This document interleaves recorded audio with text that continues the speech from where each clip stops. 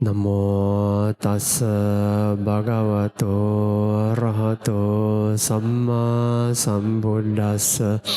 Namo tassa bhagavato arahato samma sambuddhassa. Namo tassa bhagavato arahato samma sambuddhassa.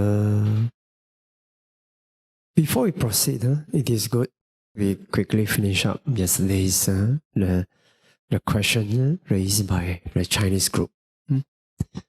So the question initially, the first thing is the children, the school children for the teacher. The school children not obedient and lazy, naughty, and sometimes the teacher scold until get tired, until scolding, until having no further feeling, numb. So this, in the Dhamma leadership perspective, again, seeing things as they really are is very important. Can we really understand the children? So if you keep scolding and scolding without taking an effort to understand them, sometimes they do respond, they do respect, they fight back. It is, if the teacher has the respect of the students, it is easy to teach. If the teacher has no respect, cannot win respect from the children, then it's very difficult to teach and guide, to educate. Similarly for parents also. So it is important, for the teacher and parents to conduct oneself, himself or herself, in a respectable manner. One thing that is easier to get the respect of the children, if first is a love. You make them feel loved. When they feel loved, then they feel you pay attention to them. That is very useful. Especially female students. And for the male students, slightly different. They want to be loved also, but they care more about being understood. Of course, both also same, they share the same. But particularly for female students, as long as they feel good, they tend to obey. But for the male students, just make them feel good is not enough. You need to understand. If you can understand the boys, then you'll notice that the boys listen to you more likely. So this is very important quality when you teach. Know the difference between boys and girls. Generally, of course, there might be exception. For example, for the boys, maybe to be understood, let's say, if compare this quality of understanding and love, the boys maybe take up, maybe the importance is about 60 to 40. And for the girls, maybe it's 70 feeling being loved, and maybe 30 being understood is necessary. So the weightage is a bit like that. That's from my observation. You can check for yourself, see whether true or not. So try to understand them. I had the experience as last time when I was a head prefect, head boy. I told this many times. I had the experience understanding a naughty student, how it changed the person. By checking the background and regard him with understanding and talk to him, and make him feel that I didn't look down on him, even though he didn't know who was his father, mother was a prostitute, like that. And I didn't look down on him, I just talked to him nicely, and he changed. Never gave me trouble after that occasion of a conversation. Never. So, if you work, instead of keep scolding and scolding, Why not spend some time and try to understand them, and maybe a little bit individual approach, personal approach. You see, sometimes out of the sometimes it's like disease. It get contagious when they get naughty. It's one or two can bring up the whole naughty atmosphere. Very, very mischievous. Naughty is not too bad, but once they get mischievous, there's a big problem. So if that's the case, sometimes you just need to find a point to break through. Maybe a few of them, the leader type, pick up. And maybe ask them to stay at the back, after the school, or after some time. And maybe invite the mother to be present also can, individual also can.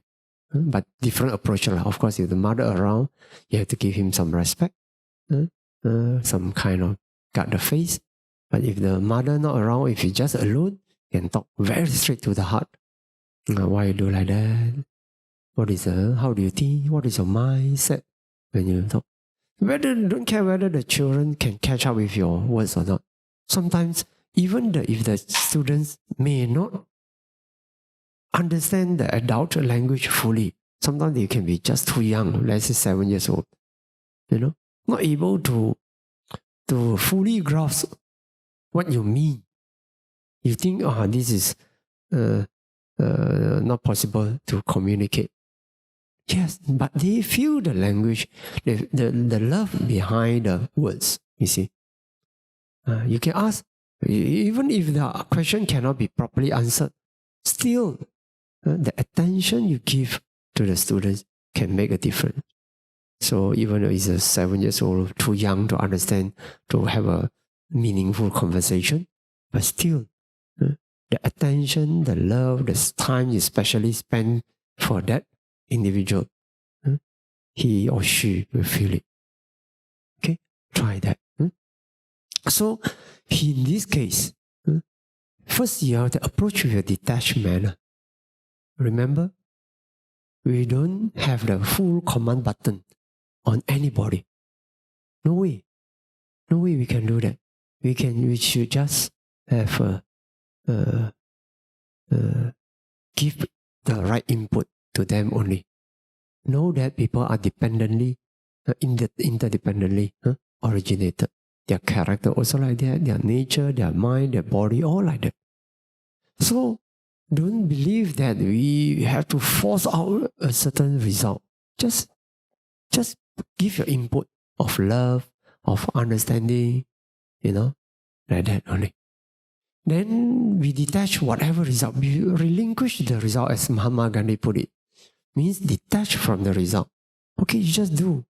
Just say whatever you can do. And don't get upset when the children don't change overnight. Yeah, of course, adults also don't change overnight. So they may continue to be naughty again but 1 time, 2 times, 3 times, you will see some change. Okay, so first be detached from it, non-self, and have the understanding of dependent origination, knowing that we don't have a command button, we just contribute our positive input, Dhamma input in their life. That's it. Then have the love for them, have compassion for them. And when they have some success, okay, praise them, have appreciative joy, and have equanimity. Don't be shaken. However they provoke you or create trouble for you, don't get upset. This is the principle. Then later, with this strength you have in your mind as a helper, as a guide, then you can focus your attention on the student. How you conduct yourself, what is in the mind, what is the rational thinking, or whether any rational thinking ever happened in this children's mind or no, or just pure emotions. Okay, if it is pure emotion, then in fact it's easier to manage. Reasonable reason, then you have to reason out properly. But sometimes it's emotions, sometimes it's a family background. Maybe the father behave like that, maybe the mother, things like that. So try to understand, and even if you cannot have an effective, very meaningful conversation, but give your attention, shows that you don't only scold, but you care. That is very important. You show how you care. And that is beyond language. You see, metta is beyond language. Don't believe metta is avera hontu, abhya paja hontu, anika hontu, sukhiyatana paraharantu. No. That is the means to arouse metta. Metta is metta. Metta is no language. When you enter jhana, where got language? You don't have avera hontu in metta jhana. No. Not possible. Metta jhana is just fixed there. So metta is not language. Language is you use to convey your metta. So that's very important. Okay? So after that, remember always whatever problem you want to solve, seeing things as they really are. This is indispensable. This is indispensable. If you cannot understand issues, what is the problem and what is the cause of the problem, there's no way. No way we can solve any problem. So keep scolding without understanding. It is wrong way, wrong approach, wrong leadership. Now when you are a teacher, you are exercising your leadership over the students. They are young and need to be educated. So if we don't have that kind of leadership quality, and then you cannot be effective teacher. You cannot. You can only be effective teacher when you have that leadership in you. So cultivate this leadership. Okay? So understanding of the children is very useful. And I think personal approach is very useful. You may think, oh, now there are 10 of them naughty, 20 are so naughty. How am I going to have personal approach to everyone? Let me tell you, if you do it to one or two, in fact, it's a show to the rest that how you care for them. The representation, a few of them you pick up, it is like, then the rest may wait for the opportunity to be called. You see, they may feel it will be called. You see, then they also like that feeling of being paid full attention. So sometimes you may not have the time to interview every one of them, but if you do that to a few, then you can see the change. Words spread around. Then what the teacher told me, when I was alone with the teacher in the teacher's room or whatever, and then you can see that's very important. So try apply Dhamma leadership when you encounter a student's problem. Exercise Dhamma leadership as a teacher. Then the second issue is in the factory. When there are different departments, they don't cooperate with each other. They kick the balls around, pushing responsibility to other people and, not admitting that they are responsible. If anything gets screwed up, mess up, they will just push the responsibility around, not willing to take responsibility. So this kind of thing, again, sometimes there are various approach. Sometimes you cannot change others. You cannot change others easily. But one thing is, if you have the understanding of cause and effect, and you have the non-self that you are not affected, don't be shaken emotionally by other people's misbehavior or irresponsibility. Just do your part. If other people push responsibility, if you can take it. Don't worry. Do more. It's okay. But don't step over your terms of reference, your boundary. But if you need, then you can approach your superior and say, well, this is not my job, but it's push and they are not doing. So can I take up this part of it? You do it. Is it necessary? Let your superior know that. If they know, okay, now you're taking willingly extra job or extra responsibility. But say, I don't want to overstep into other people's field. But if they are not doing it, then in order for the things to succeed, someone need to pick up. So, shall I pick up? Or if the superior says, okay, please go ahead, then you do it. Don't worry. Cause and effect will not miss you out, will not. Cause and effect will always come back to you. But make it known. Otherwise, it becomes your mistake to step into other people's field And if anything happens, then who will take responsibility? Make your superior know that, you end up having the need to pick up more responsibility or more tasks. So in this case, let's see what happens. You just show your kindness. People may not be kind to you, and people may be very selfish towards you. You just have the magnanimity to accept and embrace it. Never mind. We Chinese, 大智若愚. The great wisdom can appear to be stupid, not real stupid. You just leave up the cause and effect only. But you don't do the scheming, planning, and strategy. No, don't do. People do the dirty job, forget it.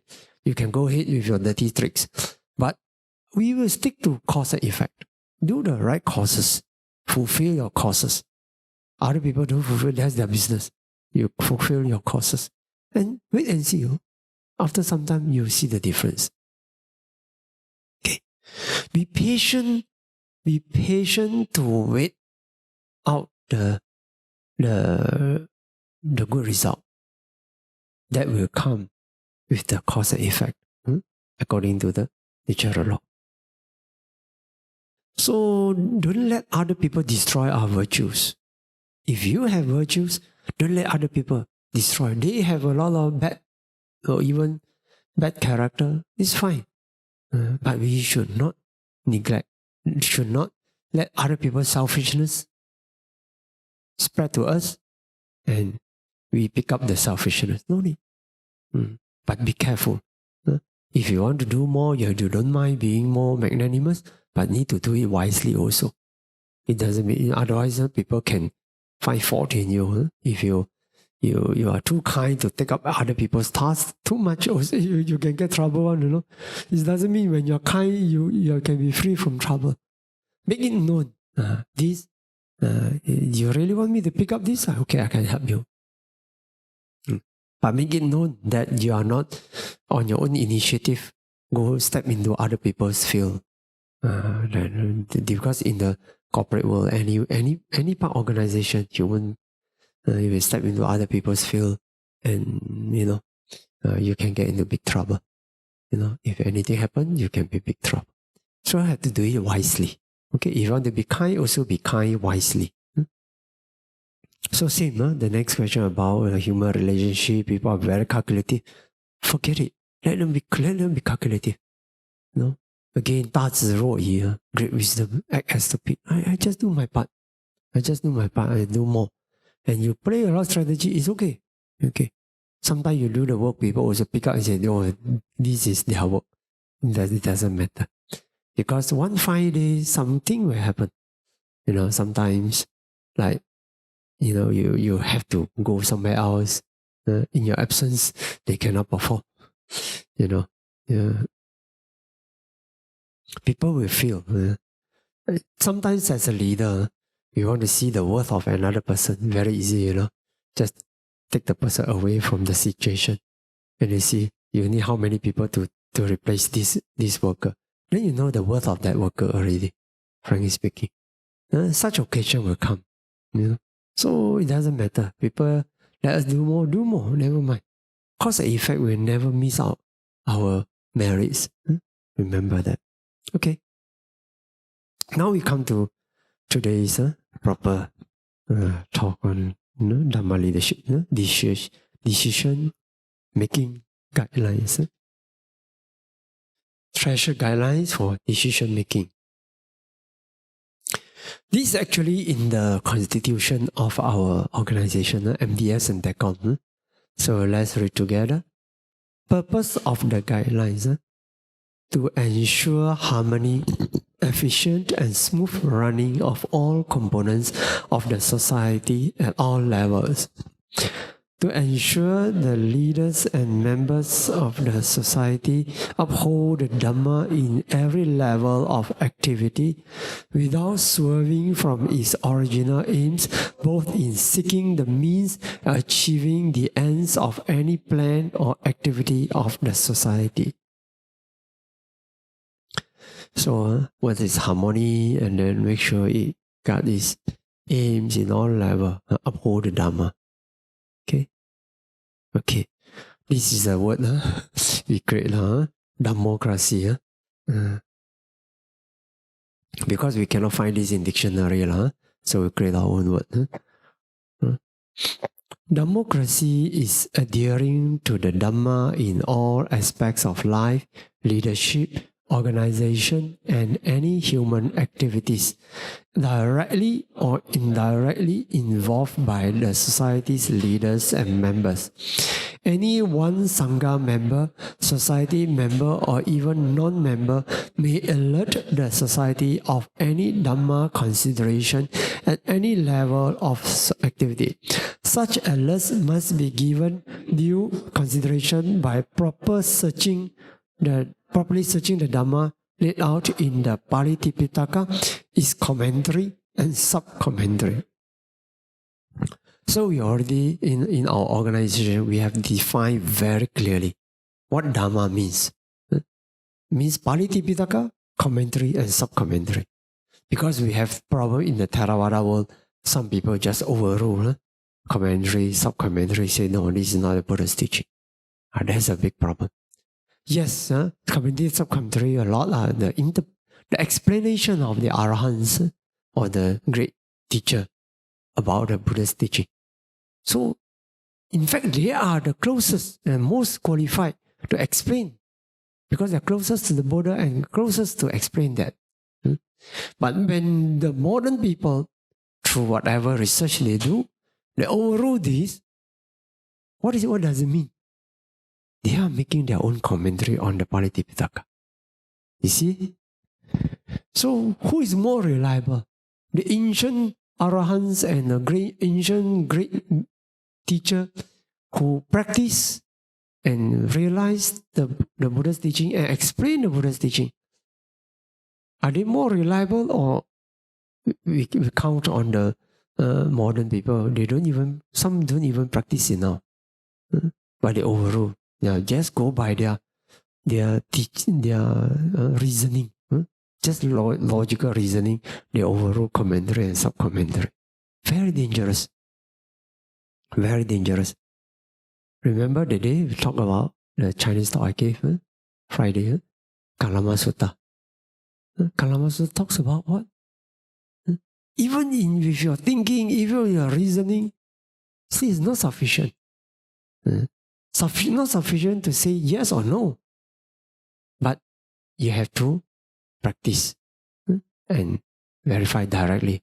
But still, we are also not to say we pick up the word so hard, then we cannot interpret, we cannot discuss about Pali Tipitaka, commentary, sub-commentary. We can also. But be careful, there are a lot of aspects of the Dhamma, especially Abhidhamma, requires a lot of meditation experience to verify. So, based on pure theoretical discussion or reasoning, we overrule anything, it can be very dangerous.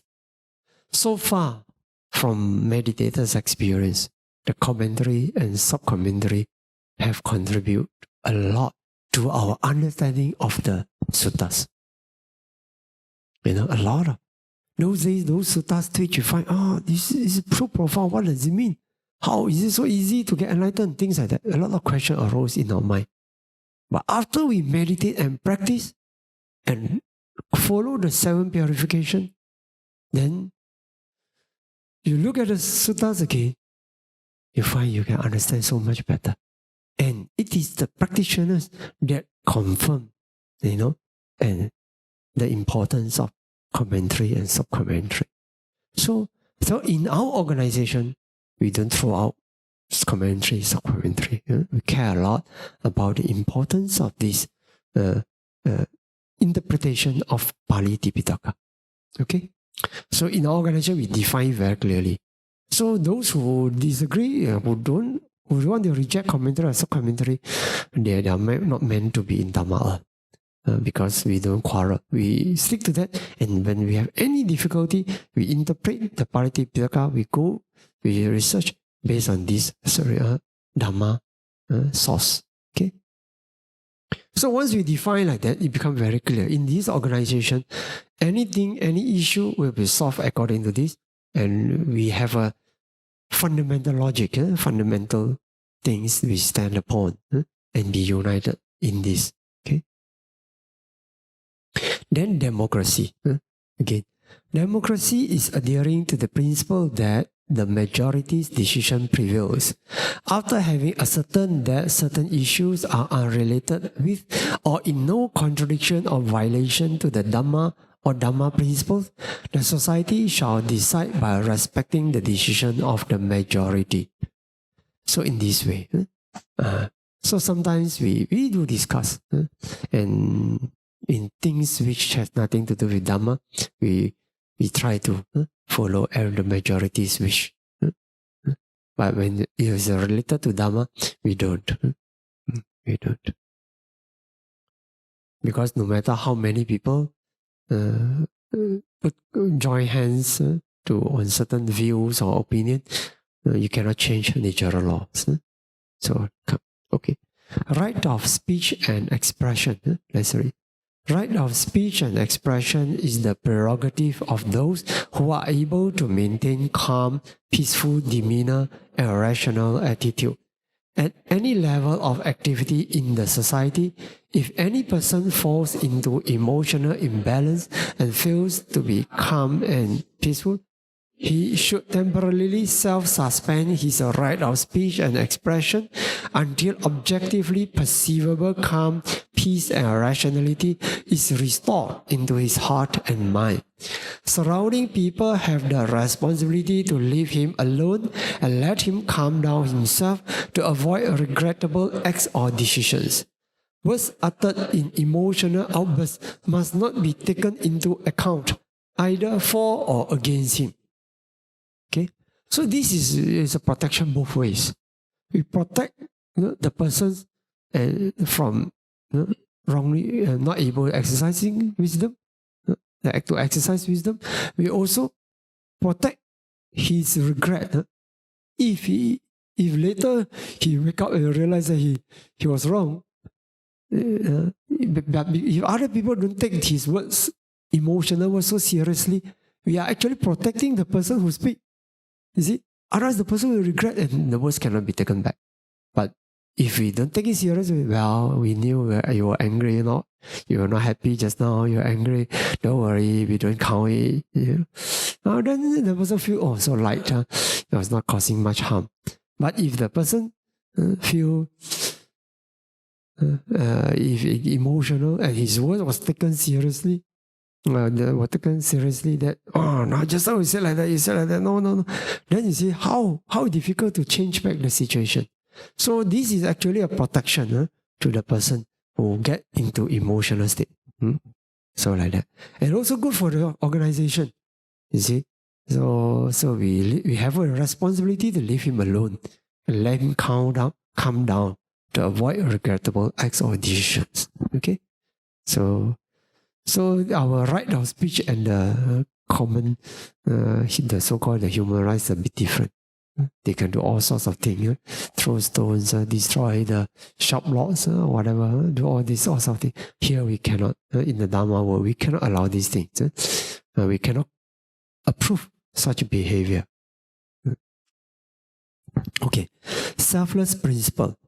All services and contribution must be performed with a selfless attitude, only for Dhamma and spiritual welfare of oneself and others.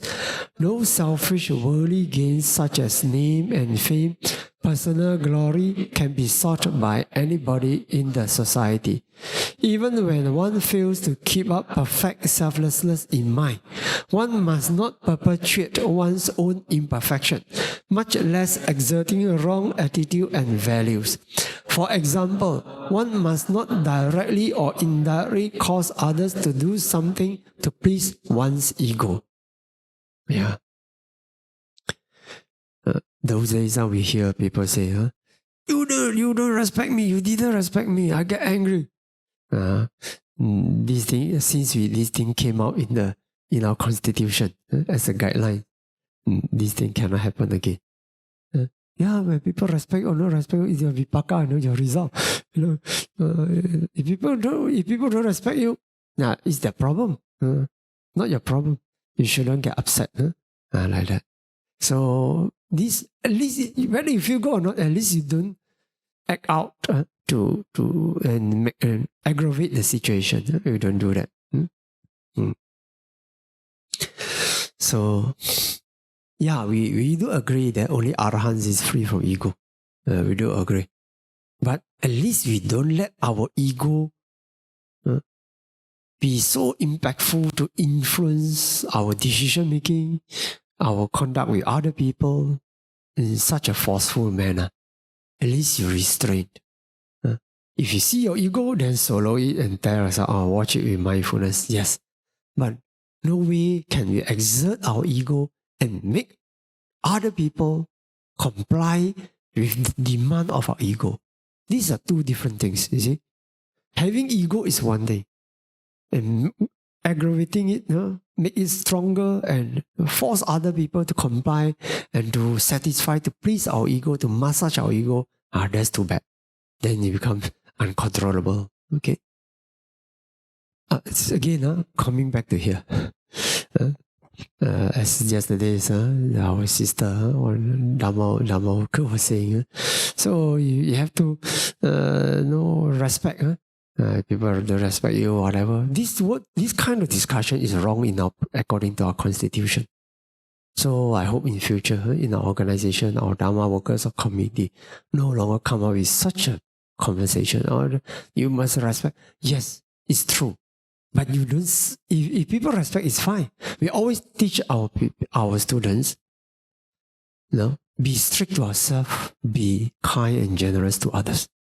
So we don't ask for people to please our ego, but at the same time, we do care, and we are realistic enough to know that, ego doesn't get conquered by saying alone, by wish alone. It's not something that so easy to wish. To have no ego. No, not so easy. Only Arhats only overcome ego, no? If you are Anagami also still have ego, some kind of subtle, but definitely not as gross as we have, But you don't go to the extent of wanting people to please your ego. And blaming others for not pleasing our ego. We cannot do that. In the Dhamma world, we cannot do that. But at the same time, the wise thing to do with others is knowing that other people still have their ego. So be careful not to step into people's field and then offend people and hurt people's ego. Don't do that. But on our part, if other people hurt our ego, we don't go and demand and change people's behavior to make sure our ego don't get hurt. Can you see the difference? We are more demanding to ourselves so that if other people hurt our ego, our job is to train ourselves to be unhurtable. Not to force people to change their behavior so that they don't hurt our ego. That's wrong. Because how many people can you change? Today you change one, you force other people to change. But sooner or later, you always meet with people who hurt our ego. That's not the right way. The right way is when people hurt our ego, we thank the person for reminding me for still having this weakness. Whenever our ego gets hurt, we should be thankful that we are reminded of our weaknesses. We should be thankful. But at the same time, when you regard others, be pragmatic enough to know the importance of diplomacy, courtesy, not to offend people, not to offend people's ego. So in this way, if everyone trained in this way, no one easily get hurt by it because of the ego, and everyone care for other people, then it becomes a perfect world. The community becomes harmonious. But instead of overcoming our own ego, everyone don't overcome their own ego, everyone go to demand other people, what will happen? It becomes a messy world. Everyone look at other people and blame other people and command other people to please themselves. This is how the world becomes so disharmonious. But if we change this attitude, we demand ourselves not to be hurt, not to be hurtable. And we try to guard ourselves not to offend other people's ego. Everyone does that. The community becomes harmonious. Huh? Like Parliament. Parliament is different. Parliament is different. They purposely try to provoke other people and make other people show their ugliness. You know that? So sometimes Parliament is different. There are very lot of dirty tricks in the language. You know? There are a lot of the way they use their words are very, very, there's this kind of verbal war. And that's another thing. But in the spiritual world, we have high demand upon ourselves that we need to be selfless, egoless, whatever. At least we remind ourselves that in actual decision making, we don't let this override us, override our level head. We don't let this. We don't let this ego to override. To make sure that we can have a fair and balanced perspective of the facts and data put in front of us. Okay, then powers. Number 5. Powers and authorities not to be craved. One should exercise one's powers and authorities only when one is invited by the society. All initiatives to quest for powers and authorities should be seen as a violation of the principle of service in the society. One's Dhamma qualities and abilities will be recognized and sought for when one has performed selfless service in the society for a long time. However, taking initiative to contribute services in a peaceful manner without getting into conflicts and competition for authority should be encouraged. Yeah, in our organization, people don't fight for position. People don't fight. They wait to be called. But sometimes when no one take up a role, a job, a task, then it is okay to take initiative.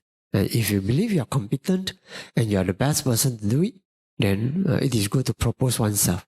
This is not wrong. But to fight and compete for a position is something that not encouraged, not approved of in our organization. If your ability, your potential has overflown, have manifested well, then it surely, sooner or later, you can hide your strength, and then your ability will be recognized and will be dug out and pushed into the forefront to perform.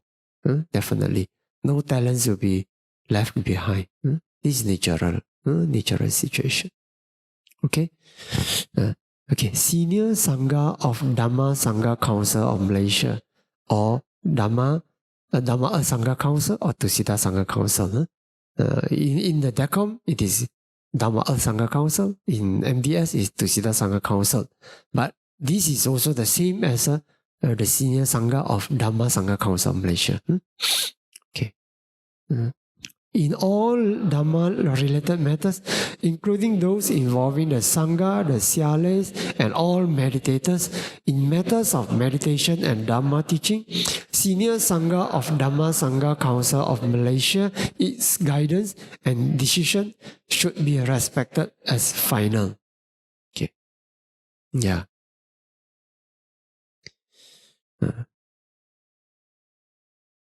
But in fact, if in the Sangha Council itself, if we have uncertainty or different opinions towards Dhamma and Vinaya, we are not conclusive.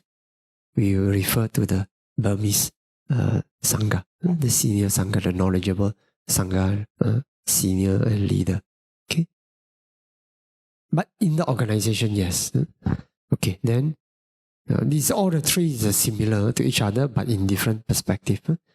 No ego appeasement.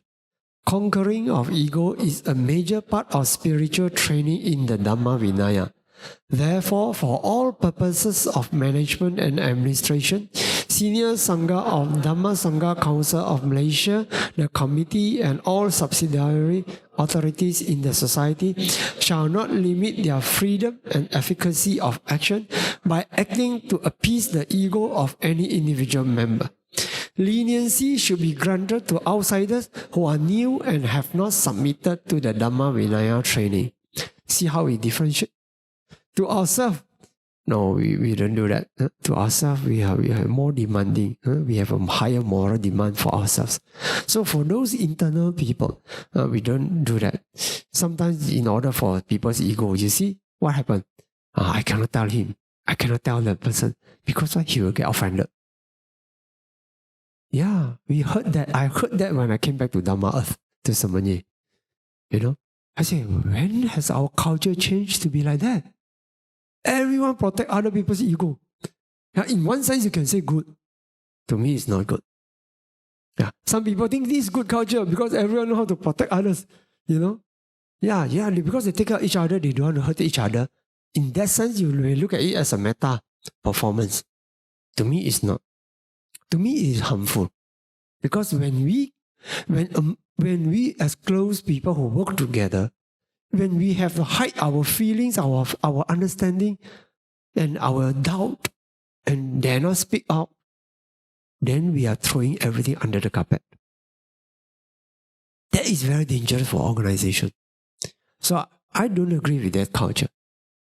So I changed it. I said, no, forget it. We have put in our constitution. So if you say, this is small matter, no issue is involved, well, then why he do as he like, I don't want to offend him. It is okay. Because we don't try to rectify each and every single big and small matters, right?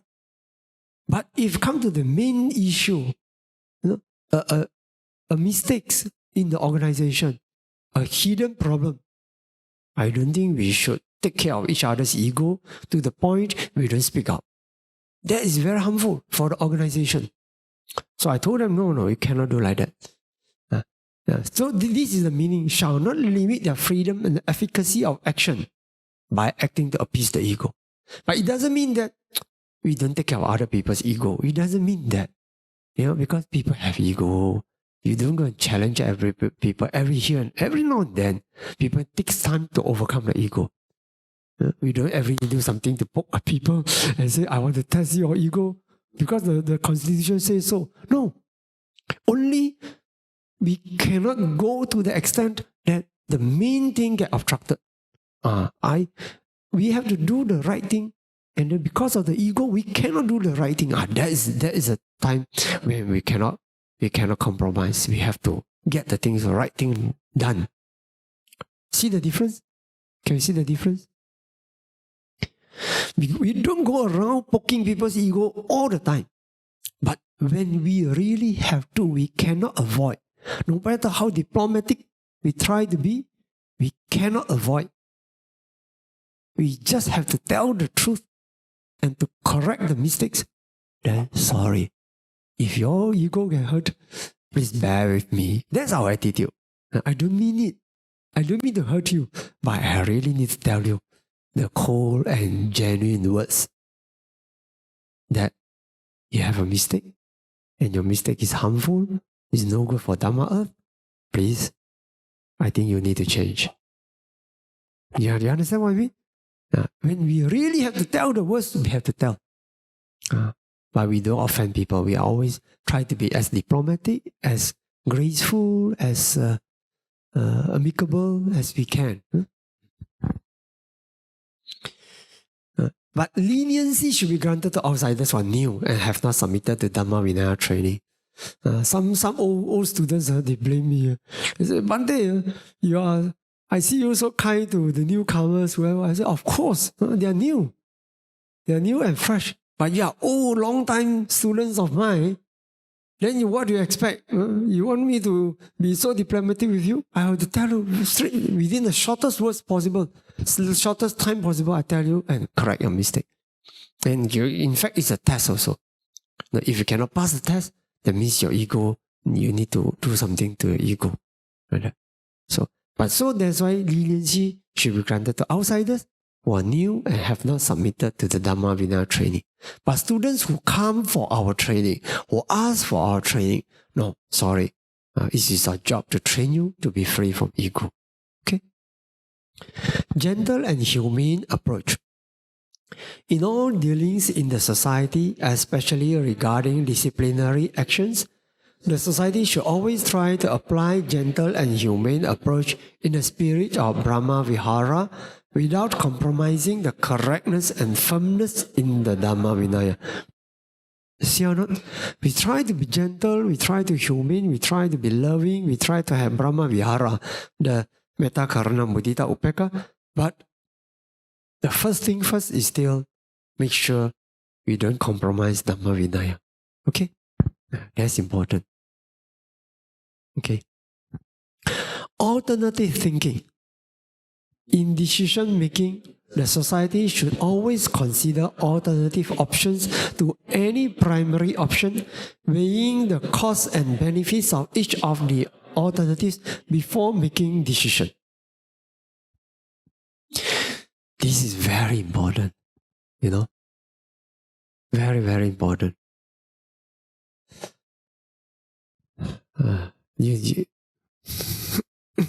Sometimes people always explain, when I say, why you do this? They say, this is good. Of course, I don't see how in Dhamma Earth, I don't see we do anything which is no good. Everything is also good. I don't see anything has no value is done in Dhamma Earth. Everything is good. But when I ask that question, it means, is it worthy compared to the cost? The benefit compared to the cost, is it worthy? There's so much valuable work to do. So if you spend so much energy on one thing and very little on something which is more beneficial, then inefficiency occurs. Inefficiency occurs. So we need to consider what are the other alternatives. For example, during the MCO, we have a lot of online activities, but zero, almost zero, the offline, on the site activities. Then the MCO is over. No more the COVID. We can come into the monastery freely, openly. Then what happened? We face a difficulty in transition, you know. So much effort has been put on the online activities. But now, which is more beneficial? Yeah, both has its beneficial part.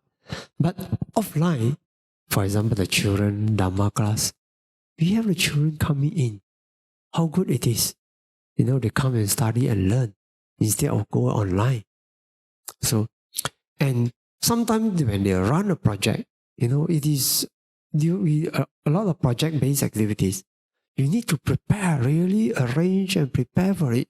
And let's say some kind of course, you know, which take 3 days, but your preparation goes backward 2-3 months before. So it's very tedious. But like Dhamma class is something regularly happen. You don't need, once you register the participants, it lasts for the rest of the year.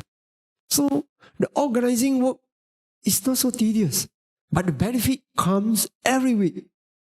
And just count 1 year, at least 40-50 times, 40-50, or nearing to 50 times, they attend the Dhamma class. So I told them, you check the cost, you know, the cost in organizing the special ad hoc activities compared to the cost in running regular activities, which is more efficient. It is a regular activity that's efficient. So let's say you have insufficient manpower. So what do? You consider these two options. If you need to sacrifice one, you sacrifice the one which is more costly, you know. So alternative, you consider. I told them, you don't come and tell me that what I'm undertaking is good. Yeah, that's not enough to tell. Not enough to say it is good. No, that's not enough. You need to say how good it is compared to the another possibilities. So that's very important. Alternative thinking. So I don't go into a decision making usually without alternatives. Usually I don't. You just tell me, oh, now we do this. I just say, well, what if we don't do this? What other option do we have? I always want the people, whoever, come to me and tell me, these I have now 3 options are ahead in front of us, 3 possibilities, 4 possibilities. So we choose this because of this. That's the only wise way. Okay? And then marginal thinking. What is this? Let's read. The marginal cost benefits differences between closed options should be identified in order to know the relevant difference between options. Yeah. Marginal thinking. It also means you only count the difference in every action. The difference. So for example, well, for example, I choose my example because the Dhamma example I think is good. My father once asked me the question, you have studied 4 years in law and why now you choose to become a monk? Isn't that all the 4 years studies got wasted? So if you think in that way, I should not waste my 4 years studies, so I should continue and act as a lawyer. Is it a wise decision? No, not like that. I don't think that way. I told my father. I just gave him one example and he understood it. And that example later I realized that it's by coincidence I saw that in the suttas the Buddha gave similar example.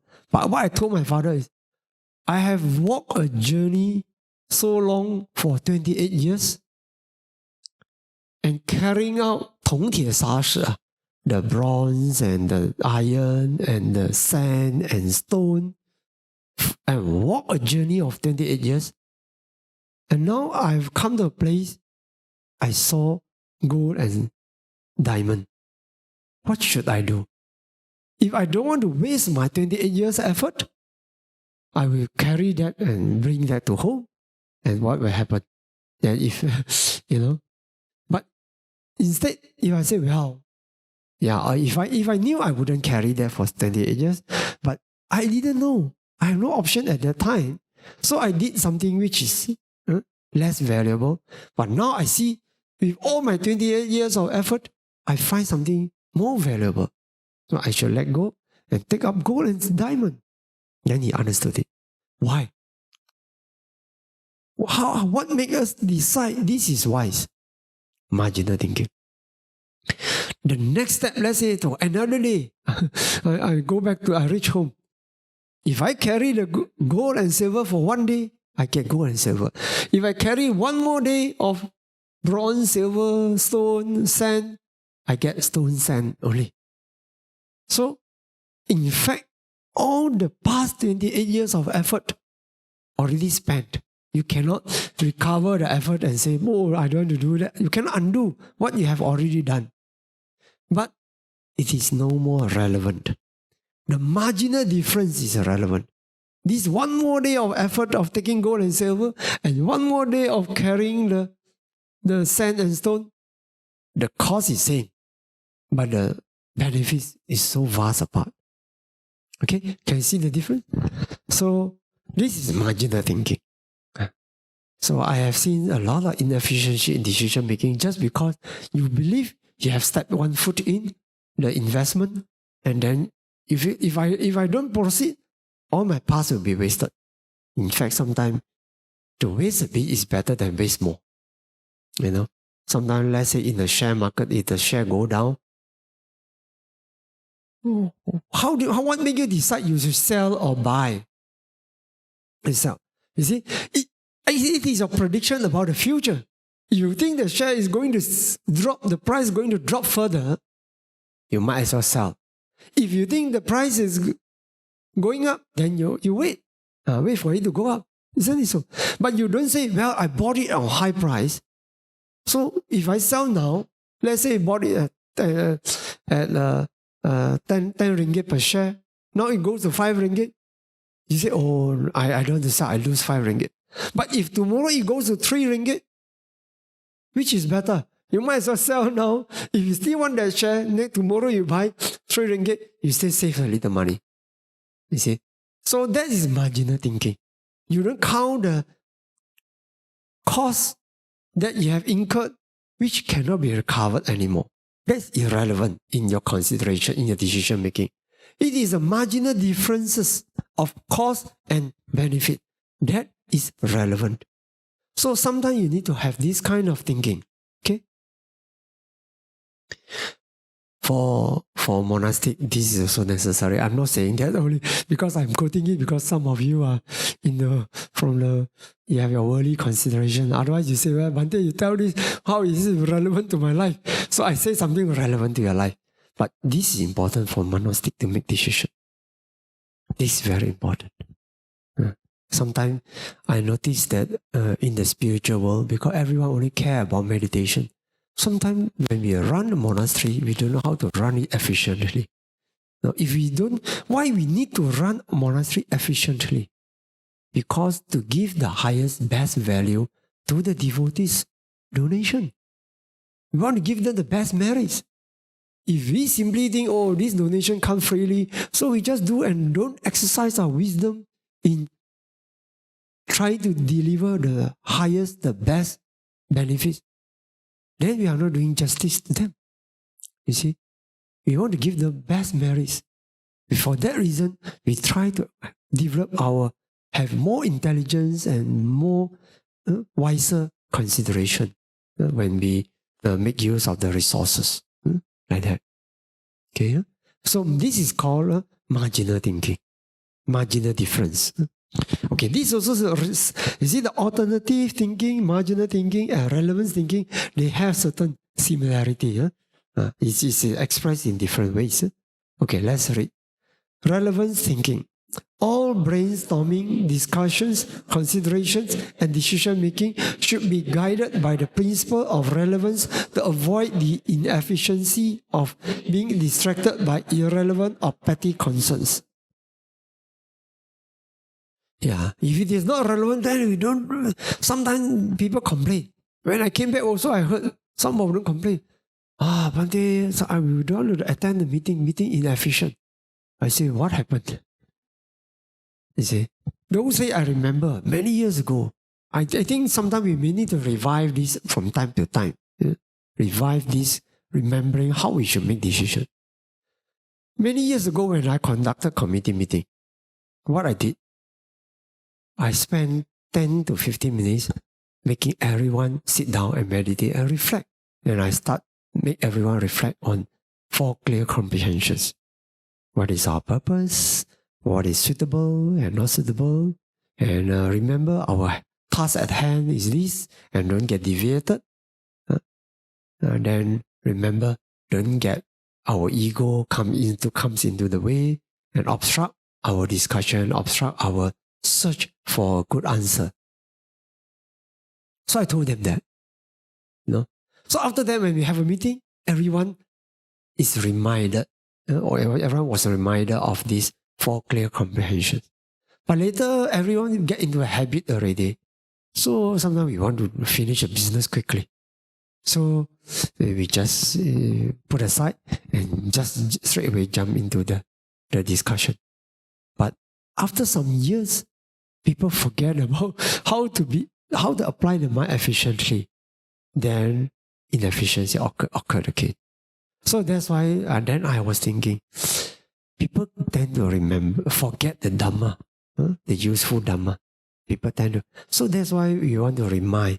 So I try to, now I'm in the process of making this discussion, this kind of reflection, regular work. Maybe 2 weeks once, we reflect. 2 weeks once we reflect. And then we somehow at the back of mind, when we do our discussion or any planning, we have this in mind.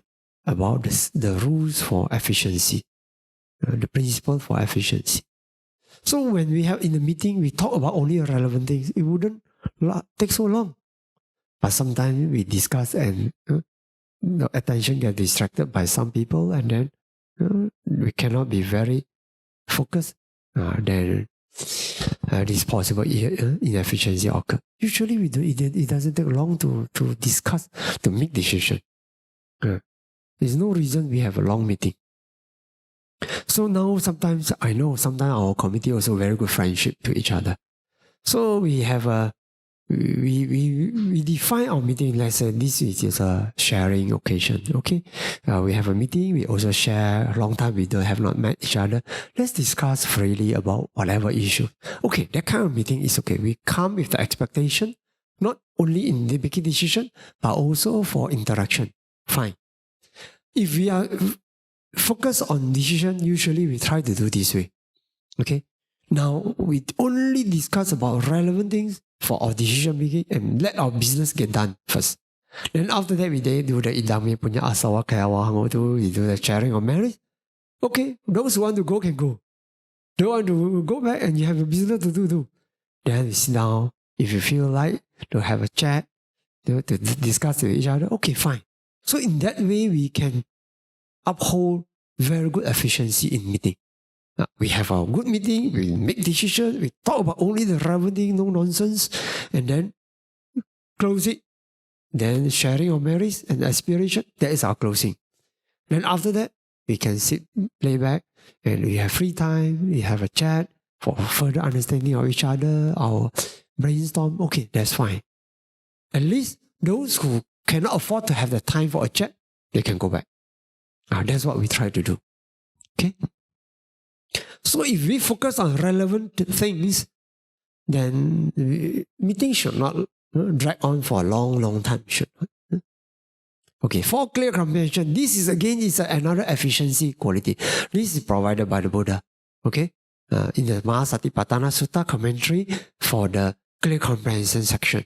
Okay, it is in the commentary. It said these 4 clear comprehension. Okay, let's recite 4 clear comprehensions. In management and administration, it should be guided by clear comprehension of purpose, clear comprehension of suitability, clear comprehension of domain, clear comprehension of non-delusion. Okay, so this, I think we have talked about it this many times. If you need deep understanding or further understanding how to practice it, search for my talk. I gave quite a number of talks on this topic. Quite frequently I talk about this. Okay, balancing wisdom and compassion. For the purpose of implementing Dhamma propagation programs, wisdom refers to the ability to know and adhere to truth, utilize relevant conditions, and to achieve goals, while compassion refers to the heart to alleviate the suffering of all beings. Wisdom and compassion is most balanced in application when the total welfare of all is optimized in the long run. Okay. So we know we need to balance these two, and we also know how to judge is it balanced or not. By the result, we can know when the total welfare of all is optimized in the long run. Then, of all means what? 3 types of beneficiaries. Okay, of all means 3 types of beneficiaries. Okay, total welfare is optimized in the long run. Okay. Then again, reality motivation. Let the realities of life, birth, old age, sickness, death, the sufferings caused by ignorance, wrong views, and craving be constantly borne in mind. Let the realities, the sufferings of others and oneself in the rounds of samsara be the motivators for all Dhamma works. If we take reality as motivators, our motivation will only get more and more. You don't run out of motivation. No, you don't. Why? Because reality are always there. As long as you're in the realms of birth and death, samsara, every suffering that we encounter ourselves, or we see other people's encounter sufferings, it becomes a motivator for our own, the suffering for ourselves. It is the samvega that pushes, spurs on. Samvega, sense of urgency. But if for suffering of others, if you care, then it is always the compassion. The compassion alleviates the suffering of others. Okay? So take this as a reality. Of course, people come in with all kinds of motivation. It is okay. But once we have come into the Dharma world, if we find our motivation not pure enough or not substantial enough, then we slowly develop the real motivation in our work. Otherwise, if you just, let's say you come for fellowship, after some years, you change already. If you come for some satisfaction or some learning this and learning that knowledge, then after you have learned, then you don't have no more motivation to do. And those in the university days, I know one friend, she told me that for the first year and second year, she was so active, in the Dharma work. So much joy in doing it. And she's like a metta lady. Everyone loves her.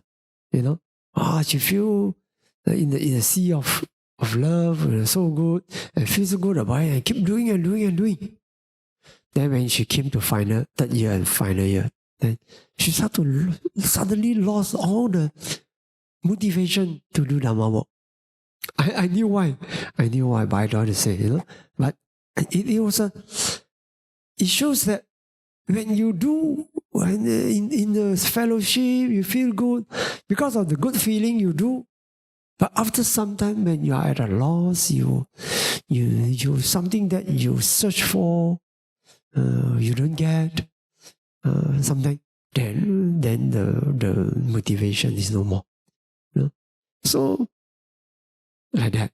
At the beginning, maybe because of attention also. Because of doing that, I get a lot of attention from others. You feel good. But after some time, you get used to it. And not so special. Now, what is so special? Having attention. You want something more substantial. But if we take this as a motivation, reality as motivation, the world never run out of realities. We see these realities everywhere, all the time. So your motivation to serve the sasana, to in service, never ends. You always have the energy again and again. Okay? So that is why we take the reality as our motivators. Okay? Then is last thing. Okay. Now again, the main powers in Dhamma leadership. Dhamma powers, truth, realities, ultimate and conventional, principles, methods, spiritual qualities, and attainments of spiritual community. Vinaya powers, Buddha's rules, traditions, culture, laws, system, good conduct of spiritual community. Yeah, this is if you keep the Vinaya, also have Vinaya powers. But sometimes in simple terms, we classify as Dhamma powers. Sometimes as we use Dhamma powers, it actually covers Vinaya power. Vinaya is very powerful, actually. Especially for monks who go for wandering. Some people say, well, where to get food? People won't give you food. Of course, if you wear your boots, all the rich things on your body, people look at you.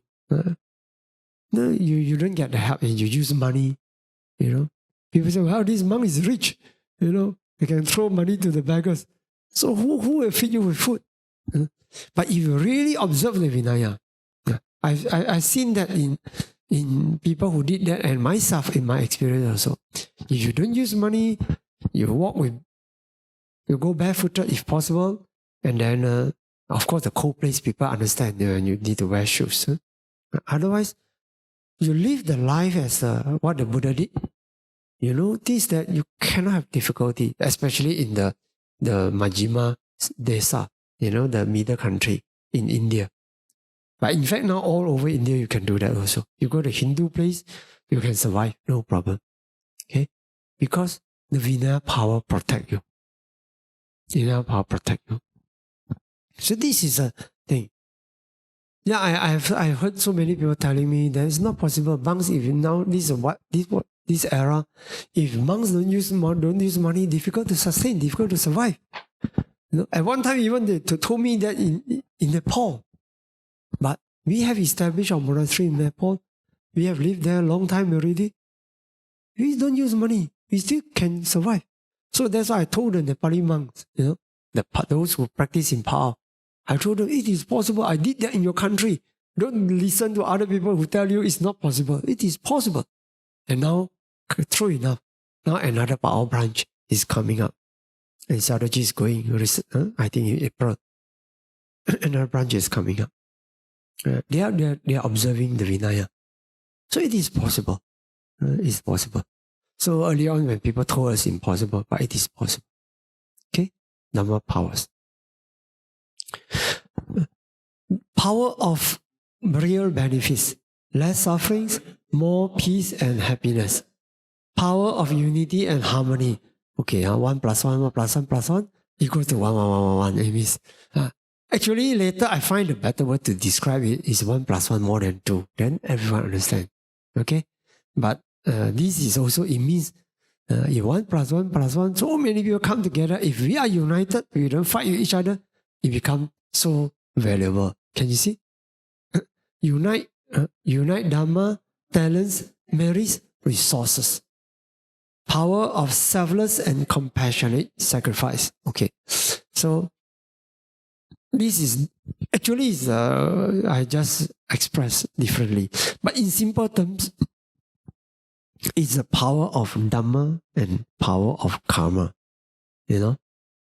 Karmic power. One is the storehouse of resources we accumulated in the past, and one is the Dhamma that we practice, the tolerance, the love, compassion, mindfulness, for clear comprehension.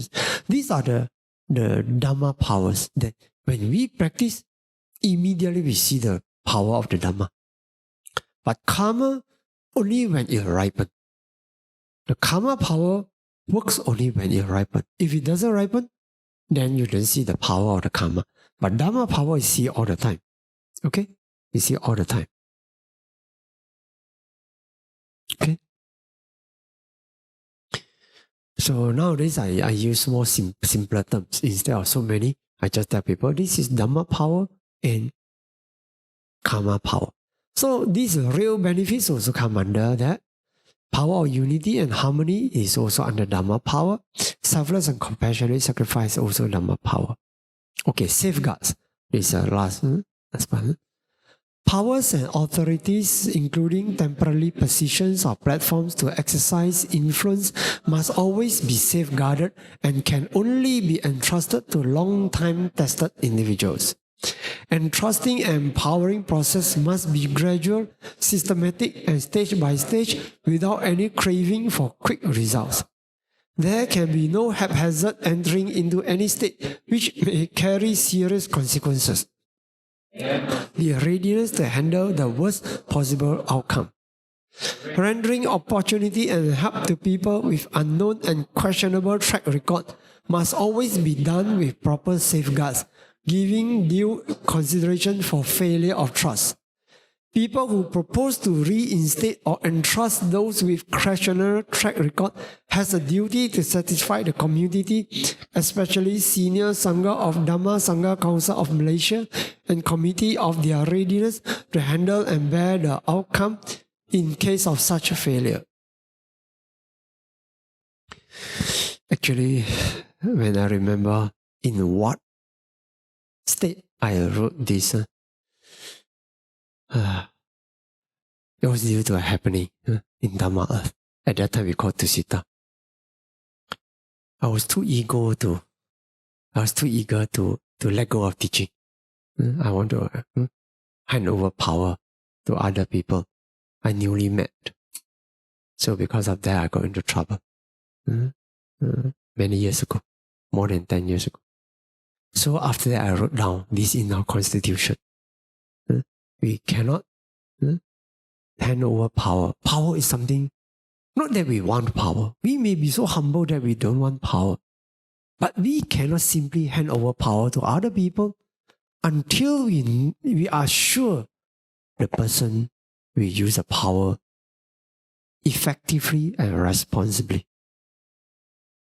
And one power is the opportunity to speak. Yeah. Speaking is a power. So in our organization, we don't simply allow anyone who come around and ask for opportunity to speak. No. If you want to speak, make sure I check your track record. Yeah. We don't simply let people to speak. Because when people speak, they are exerting influence. And only when we believe the person is trustworthy enough in the Dhamma Vinaya, then only we allow people to speak. Because there is power. Speaking is power. Position is power. So whether we like or we don't like, we are dealing with powers. We don't crave power ourselves, but we don't simply or delegate that to other people until we are sure. So we are responsible to protect the organization, to protect the beneficiaries. That's very important. So that's why we have these safeguards. Beneficiaries' long-lasting true benefits. The efficacy and effectiveness of a Dhamma propagation activity should be evaluated based on the long-lasting true benefits received by its beneficiaries as opposed to sheer popularity or populism. You see, if we are not aware of that, we don't remember this. Sometimes we go and judge wrongly. As long as someone who is charismatic, and can attract a lot of attention and attract a lot of money coming in, then if we don't have our own right Dhamma judgment, we tend to say, wow, this person have done a good job, this person have done a good job because you bring in a lot of people, you bring a lot of money. No. The real benefits you have to see is not by populism, popularity. We think this is success. Success comes from the true benefits received by the three types of beneficiaries. So that's important. How many people progress well? How many people change their life, change their character? How many people develop real faith towards the Buddha, Dhamma, and Sangha? These are the things that we look for.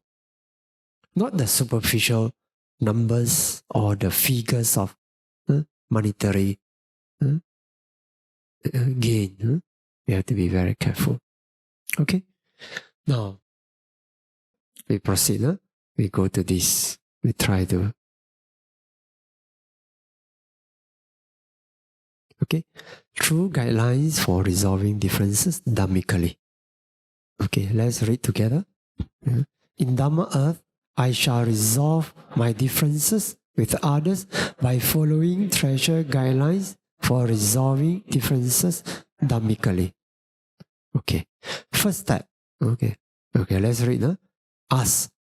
Does it involve right understanding of Dhamma Vinaya taught by the Buddha? If the answer is yes, one may step by step act or directly undertake any of the following steps.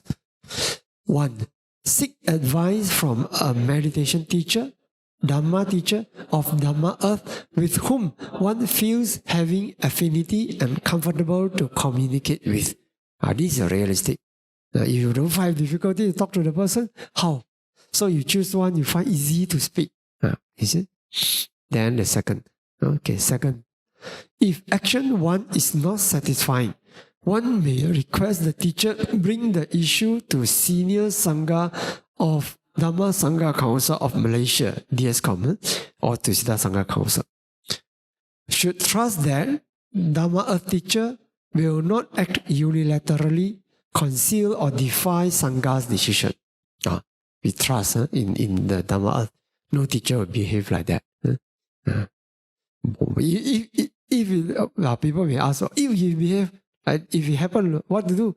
If it happen, it's a big thing. It's definitely a big thing. We'll call a full meeting and check. Because this is integrity. So I don't think it never happened. It never happened. In the Sangha Council, never happened. So we should trust. 3.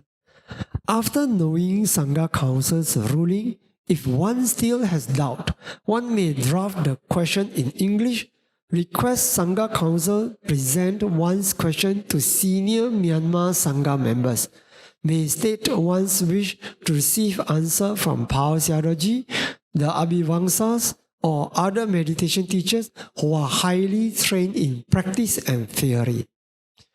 The reason we say Abhivangsa means because they are so well versed in the Dhamma theory. Of course, they also practice well. Here we mean, basically, we always refer to two Abhivangsa, Sayadaw Kumara Abhivangsa and Sayadaw Janaka Abhivangsa, and Pao Siadoji. Other meditation teachers also good. They're very experienced. Like Bhante Aganya, Sayadaw Urewata, a lot. They are very knowledgeable also. But in terms of the Tipitaka and commentary, sub-commentary, so far we find the Abhivangsa, they can just quote like that. Very easy. They just quote offhand like that and just tell you. You ask any question, they just quote you. Just tell you this. So very convincing. Very convincing, and that's why back up by the Tipitaka and the knowledge. So for that reason, in Dhamma, we always go to them. See if we can approach theology. If not, then also the Abhivangsas. So then, 4th, one may also skip steps and directly consult senior Myanmar Sangha members. Doing so, one is obliged to send a copy of email or audio recording of the consultation to DSCOM Senior Sangha. This as a respect, you see. Don't do anything at the back and don't inform us. That's disrespect. We need to know. If we make a mistake, we need to know. If we are corrected by our seniors and elders, we need to know ourselves. And we want, of course, the best is with fact, with the recording. That's very important. So, the first step is to decide, does it involve Dhamma understanding of Dhamma Vinaya? Because this is a big issue. Anything to do with Dhamma Vinaya is a big issue. If the teaching gets wrong, very serious, then the whole community will be in dilemma. Which to follow? We will lose direction. Which teaching to follow? So we need to have a standard in this aspect. But if it is not, then let's look. Second step. If the question does not involve a right understanding of Dhamma Vinaya taught by the Buddha, ask oneself, according to the Dhamma Leadership, the foundation of all Dhamma earth operation, what psychology, approach, or acting procedures should I adopt to resolve my differences with others so that I can make things better and not worse?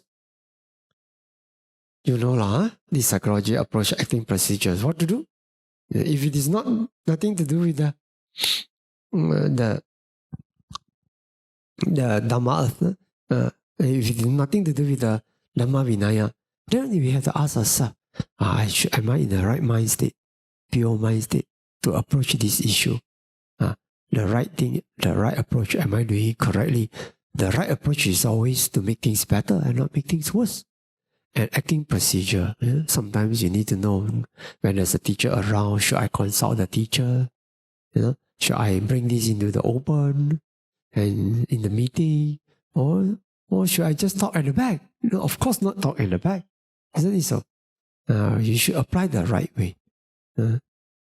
If you talk at the back, it's not beneficial. We bring it into the meeting, let everyone know about it, and we can solve it correctly, amicably. But if we talk at the back, who knows?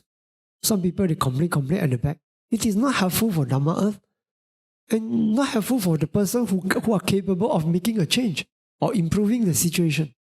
So we shouldn't do that. We should do it in a way that is helpful. Second, ask oneself too, is this issue so insignificant that I can ignore it without causing negative impact to Dhamma Earth and myself and will not disrupt my meditation practice? So if it is so insignificant, a small matter, So don't waste time talking over small matters, because small matters happen all the time, every day. You know, how can you solve every day? Find some issue to solve. No, we cannot. We have to brush it aside. It's not so important. And if it disrupt the meditation practice, let's say it is something very minor, but it keep disrupting your meditation, it keep coming back in your meditation, then you better solve it. Understand? Even though you may feel it insignificant, but if it affect your meditation practice, solve it. Okay? Okay, third. Ask oneself, 3. If I ignore it, will the problem get solved by itself? Yeah. Some problem will solve by itself, you know. Some problem, you know. So just ignore it. If you can, if things can solve by itself, just don't spend time wasting time on it, you know. Okay. If the answers to the above questions are no, I will be irresponsible to DE and myself if I do not settle the issue. As a Dhamma practitioner who love DE, I have the duty to wish for betterment of DE and wish for better study, practice, realization, and safeguard of the Dhamma. Yeah. We should not hide and bury. If it is something significant, something that I should tackle, then it's something that can be harmful to DE, then we should not hide the issue. We should, in order to, as a responsible member or devotees in Dhamma, we should bring out and solve it, bring it to the attention of the management or the leaders.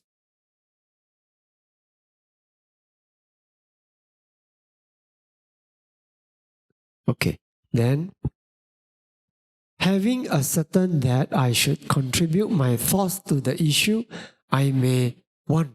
Look to discuss with DE teachers at a suitable time. 2. If the answer to 1 is not satisfying, one may convey one's thought to DSCOM Senior Sangha in writing or email. Even email is given to you, sanghaCouncil.dscom@gmail.com. Okay? So very clear, you know where to go to. And if you cannot, you can write yourself. Okay? Then 3. DSCOM shall acknowledge the receipt of it within 24 hours, ensuring that the presentation has been posted to Telegram group of DSCOM Senior Sangha, stating when a reply will be effected. This is respect. Someone who will see this should quickly acknowledge. This is managed by, this email account is managed by our Dhamma worker. So Dhamma worker has a duty to say, oh, you receive this, I have received your complaint or your query or whatever. And then the presentation has been posted to that Telegram group. In fact, I told them, after it's posted to the Sangha's Telegram group, you should take a copy, photo it, and send to the person who lodged a complaint to let the person know I've done my job to convey, and now the task is with the Sangha Council.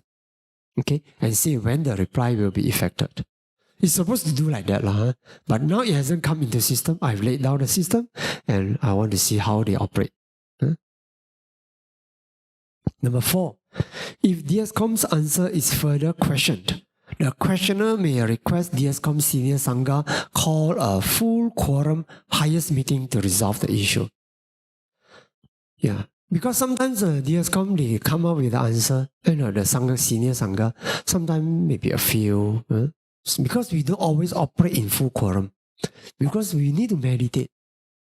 We need to meditate. The monks need to meditate, cannot every day go and do the management work. But if it is so important that, it requires attention because someone is dissatisfied with the Senior Sangha, a number of Senior Sanghas decision, then we call a full quorum. This is the highest group in the Sangha, when highest meeting. We call it highest meeting.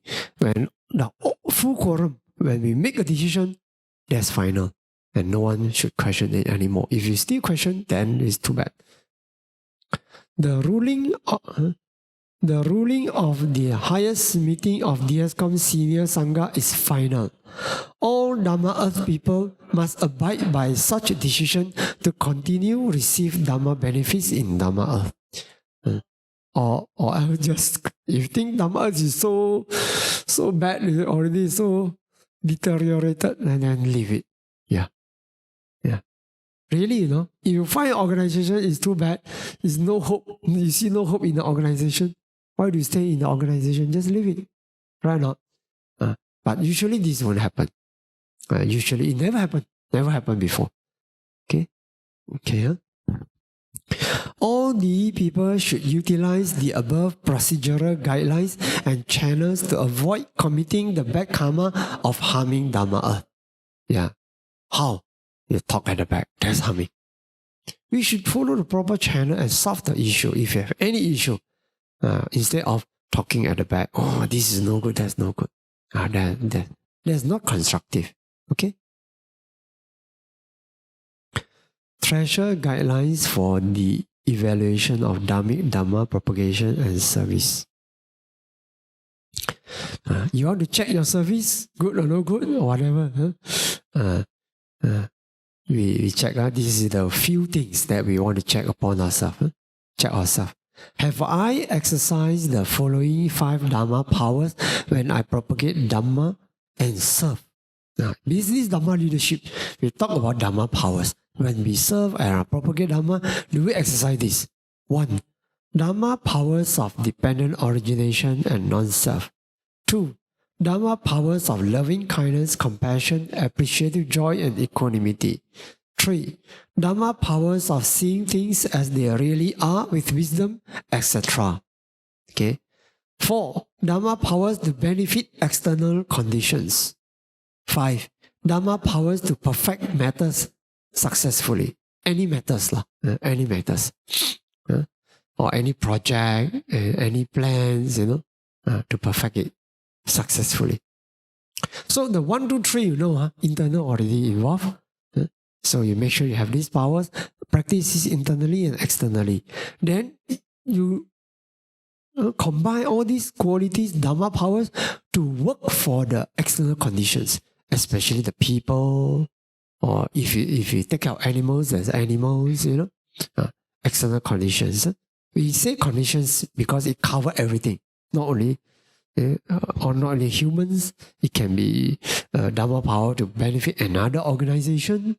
It can be Dhamma power to benefit society, etc. So we just everything general class group into external conditions. Then this is the perfect matters. Matters can be events, a retreat, a program, a celebration, or anything. Dhamma powers to perfect it successfully. The 5 things. Okay, 1. Dhamma powers of dependent origination and non-self. You check out of 10, how many percent, how many points you give to yourself. Okay, that's the meaning at the back. From the context through eye, ear, nose, tongue, body, and mind, how frequently had I been incapable of getting hurt? Now, this is something more tangible now compared to a very abstract idea. You want to know whether you have applied those abstract ideas in service? Clearly, look at this. How frequently had I been incapable of getting hurt? When people disturb you, disrupt you, how often you got hurt and not getting hurt? Okay? In my bodily, verbal, and mental actions, how aloof had I been from personal gains and losses? You see? How aloof? This is very important, you check. Sometimes you think, oh, I miss this, I miss that, I can. When you think like that, then fail. You have to be, try to be free from personal gains and losses. Yeah, they come, but we don't suffer. Okay, so out of 10 times, how frequently you can be free from the defilements? Then, in the process of striving towards goal, how aloof from results had I been, and was thus able to focus on working well on its causes. How often I suffer because of not getting the results or whatever. Yeah. And that's important. In the process. In the process of striving, if we are aloof from the result, we can focus in the process on working on its causes. If we are so worked up with the result, then we cannot work properly and efficiently. Okay, then next. When results did not materialize as I wished, how equanimous was I in taking them? Was brave to review, learn, change, and restart. This is a test, Can you review it bravely, honestly, and learn from it, and change it, and then restart? Restart means start, come again, try again. So this is a test of how you know whether you live up to the wisdom of dependent origination and non-self. Non-self is not good enough. If just non-self, you say, I don't everything I don't want to do, then I'm non-self already. But dependent origination wisdom doesn't mean only you are not hurt. You don't do. You know that the understanding of dependent origination give us the motivation, the reason to channel, to contribute right and good inputs. It will not only give you the passive response, no. You actively know what you can do and what change you can make.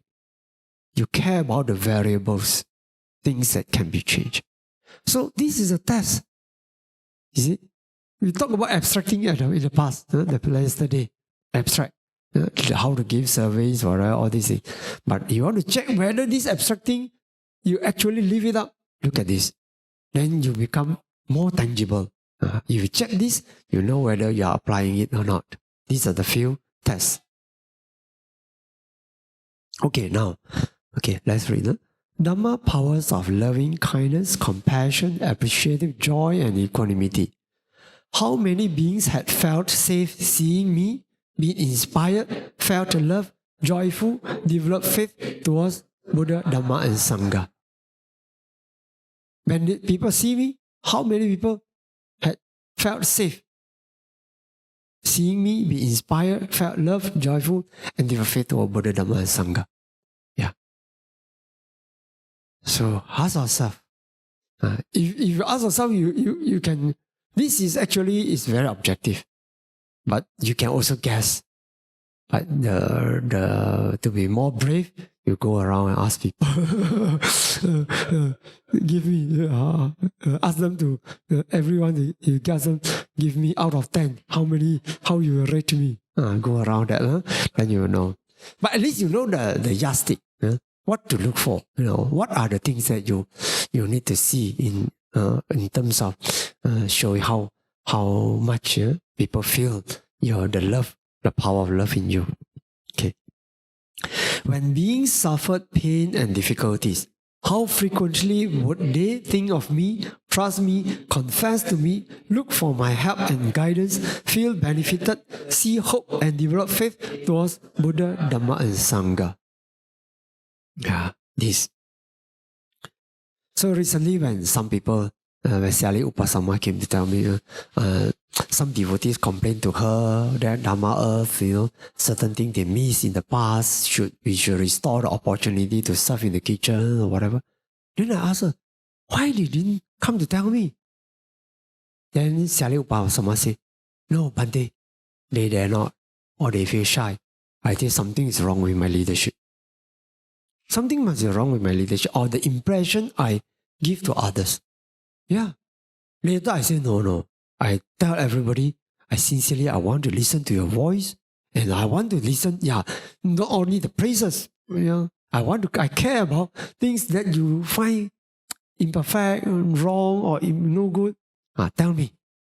Then after that, I really seriously, when we circulate the self-determining, self-positioning, the 自我定位, 自寻表, the what do you call that? what you call that?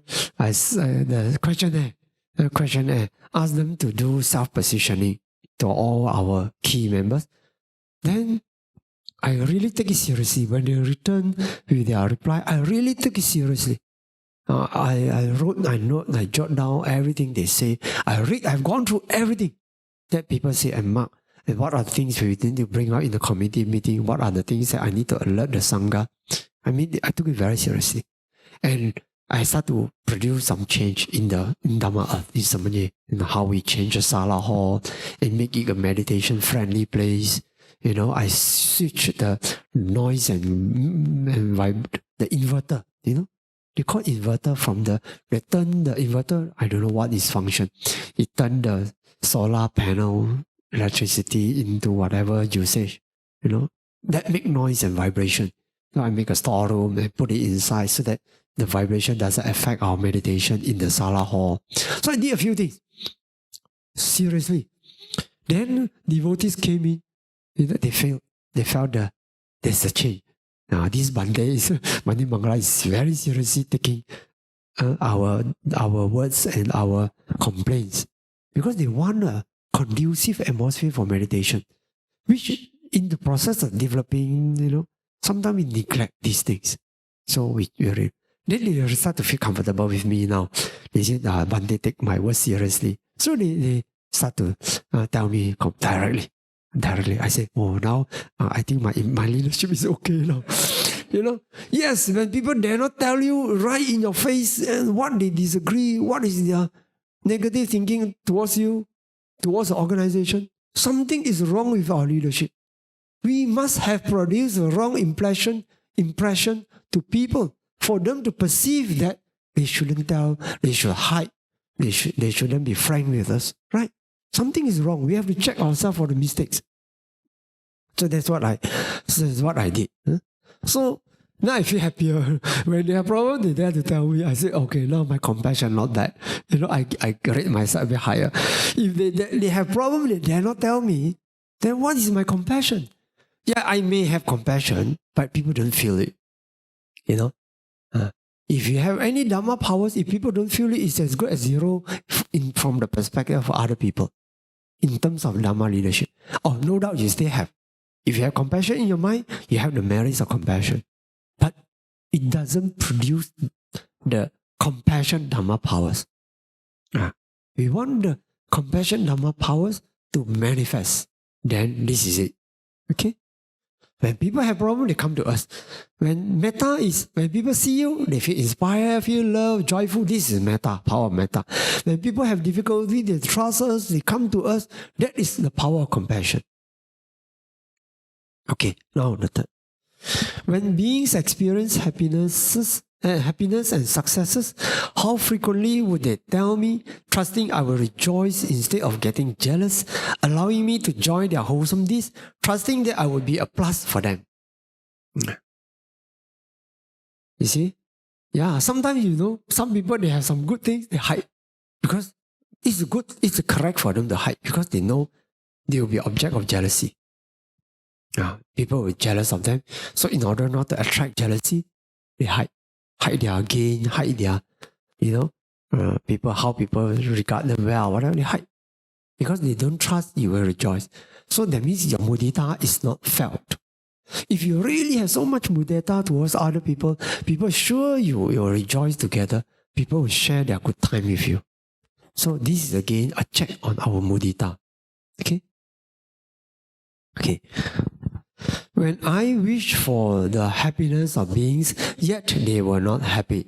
Wish beings be free from suffering and causes of suffering, yet they experience otherwise.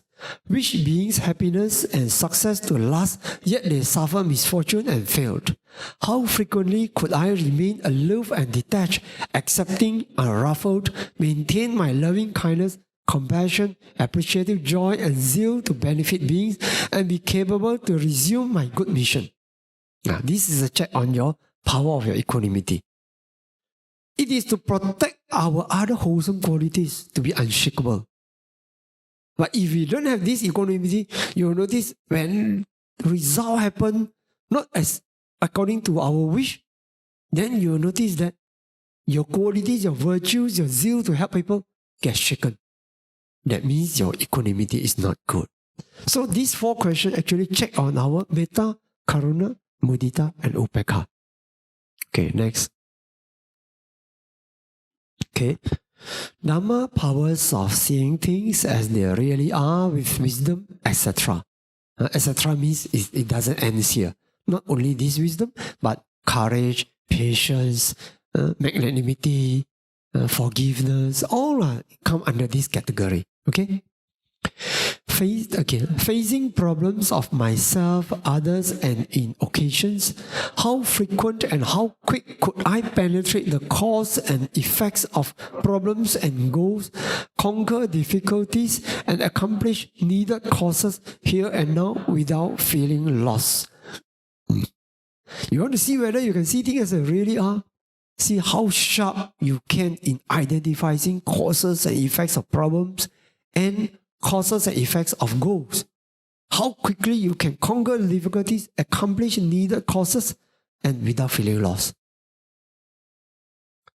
This is a test on your ability to see things as they really are. But not only that, you also accomplish. When you can accomplish, that means you have the necessary Dhamma powers. Maybe it's tolerance, maybe it's courage, maybe it's your vision or whatever. Okay? Okay, again. During my endeavors to work on causes, implementing dhammas and conditions relevant to success, how frequent and how fast could I overcome obstacles, fulfill relevant conditions, be capable to conquer difficulties and fulfill needed causes here and now, fulfill achievable dhammas and conditions without being hindered by personal weakness. Okay, this is a further on other qualities required for success. Okay, then you can work out the details yourself. Can be tolerance, forgiveness, human relationship, diplomacy, or whatever. All can come under this category. Or needed elements for success. Okay. Dhamma powers to benefit external conditions. Facing external conditions, how able was I in perceiving, influencing, and uplifting others' rationality, emotion, and ability so that they could incline towards beneficial things and accomplish true benefits? Okay. Now, after we talk about the 3 main powers, power of dependent origination, non-self, the emotional one, metta, karuna, mudita, upekkha, and seeing things as they really are, and as well as other qualities, now take the 3 things into actual application. How can you produce the effect on others? Then you check yourself. How able was I in perceiving? How you can perceive people's emotion, people's consideration in their mind, their ability, how you can perceive that, and how you can influence that, influence the way they understand things. For example, the parents or family members who don't like how you join the Dhamma work and Dhamma service and Dhamma practice. Can you perceive what is in their mind and in their emotions, in their ability to understand about this? If first is to perceive that, then you influence that.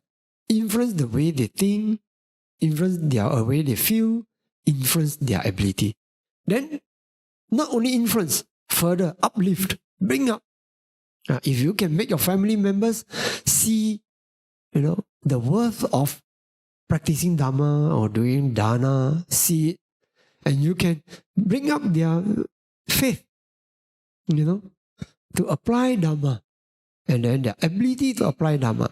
Then this come under this category. Dhamma powers to benefit external conditions. So if you want to do that to your family members so that they don't obstruct you, in fact they will support your Dhamma practice, then you need to apply just now the 3 Dhammas in this perspective, in this field. Okay. Then the thing.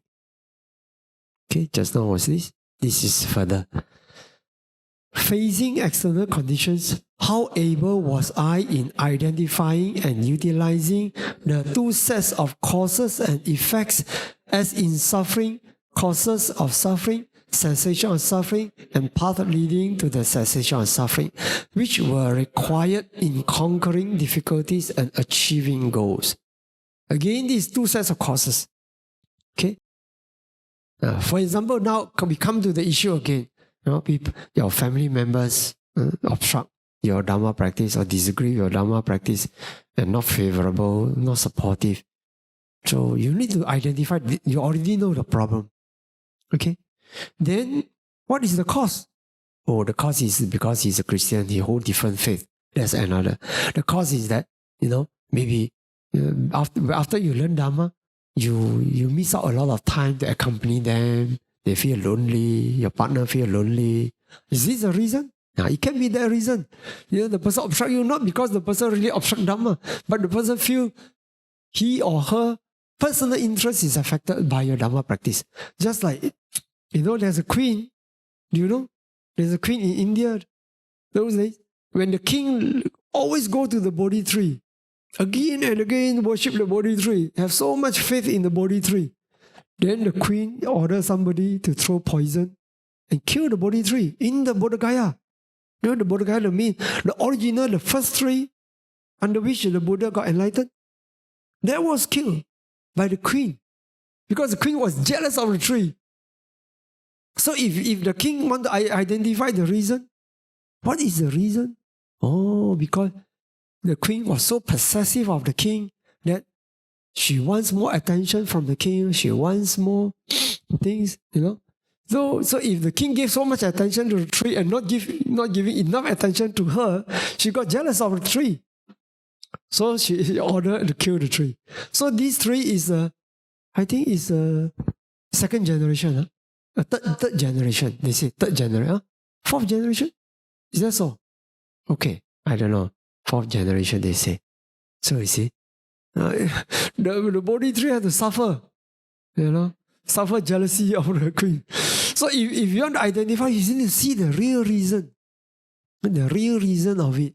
So people disagree that you practice Dhamma. Why? That is why in coaching in those days, I always want them to, husband and wife come to be the committee together. Some people say, no, husband and wife should not be in No, I say that's important. So when they attend the meeting, husband and wife attend the meeting together. You see? Because I heard long time ago, last time in Malacca, there was a conflict, When the wife is not in the committee, in one of the Buddhist organization in Malacca, the wife is not in the committee, so the husband, there's a female committee also. So when they go back, so fetch a female committee, okay, send you back home, things like that. And her wife got jealous. So the wife was not against Dhamma. The wife was against this husband being actively involved in Buddhist activities and closely associated with another female committee. You see, but if you are in the committee, there will be no issue. So in coaching, a lot of husband and wife, all in the committee. So in fact, we want this to happen also, everywhere. If possible, bring your partner, come and practice Dhamma. That's the best. Father, mother. So if there's, like in coaching, we always see the 3 generation, 4 generation, whole family come in the Sunday, Sunday they come in, they spend the Sunday in the monastery. This issue doesn't happen. Because we have children activity, children have some place to go. We have the adult activities, and Dhamma talk and learning. We have the dana, and elderly people, they can do dana and go cook in the kitchen. Everyone has some place to go. All generation. That is the good things. When you only provide activity for one generation, then the other 2 generations feel, because of you going to Dhamma, the family is not having its family activities together. Those days we have our beach meeting. Always a family event. 100 over people, 200 people all in the beach. Then we organize something for children, tug of war and things like that. Children, they have the activities, they have fun, the treasure hunt. And then we have an adult meeting discussing about our policy, our plan for future, how we review our past and whatever like that. Whatever, a lot of things. So even your family members, even my father attended, I think 2-3 times, the beach meeting, in the wheelchair, look at the sea, feeling the breeze. So when it becomes a family event, no one will complain. When we have it only for some people, then the weekend, the holiday, the children want the father to accompany, the father go to the meeting. Then the children feel bad. They are not happy. The wife also feel unhappy. Or the husband feel unhappy. Because of my wife participating in the Dhamma activities, family members are neglected. So we try to make the Dhamma practice something suitable for all ages and all generations in the organization. That's the purpose. Okay? So you need to identify the root cause, the real cause, and then you can solve the problem. Okay? So check again for our sisters who have difficulties getting the understanding of family members. Please look for this reason. Okay, if you can identify the reason correctly, you may be able to solve your family problem in learning Dhamma. Okay, so always like that. How able was I in identifying and utilizing the two sets of causes and effects? Two sets means the causes and effects for problem and causes and effects for our aim, our goal, our ideal. Then, because the Buddha taught Four Noble Truths, the Buddha didn't teach Noble Truth of suffering and origin of suffering. The Buddha also taught the cessation of suffering, which is our goal, and the path leading to the cessation of suffering, which is the method. Okay? Then the fifth, Dhamma powers to perfect matters successfully. During serving, planning, and executing tasks, how able was I in identifying and implementing Dhammas and conditions related to success and eventually delivered fulfillment and success? Okay. Yeah. It is no point talking about Dhamma powers, and if that Dhamma powers doesn't produce result. Because it defies the law of cause and effect, if we say so. You see, the law of cause and effect shows that the causes may not produce the result quick enough or immediately, but sooner or later, sure to produce a result. So if you say, I've done all the good and bad things happen, what happened to my life? What happened to Dhamma? Something is wrong in the way you apply Dhamma, sure. If you practice Dhamma for 10 years, you find your life get ruined, something is wrong in the way you practice Dhamma. It cannot happen this way. It can happen because of, let's say, bad karma ripen, you get sick, yes, okay. But you cannot have no peace of mind. The more the Dhamma I practice, the more worked up you become. The mind gets so bad, so low. How can it happen? It's not possible. According to the law of cause and effect, if you really make a right effort in your Dhamma practice, and what is the right effort? The unarisen, unwholesome states doesn't get to arise. The arisen, unwholesome states get overcome and stop and cease. And the unarisen, wholesome state arises, and the arisen, wholesome states get flourish and improve and progress and perfect.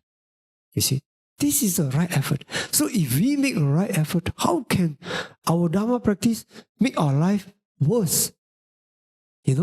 Cannot. Body, yes, we get old and sure body get worse. Because aging make our body worse. But the mind cannot get worse. Not possible. If we make a right effort, not possible.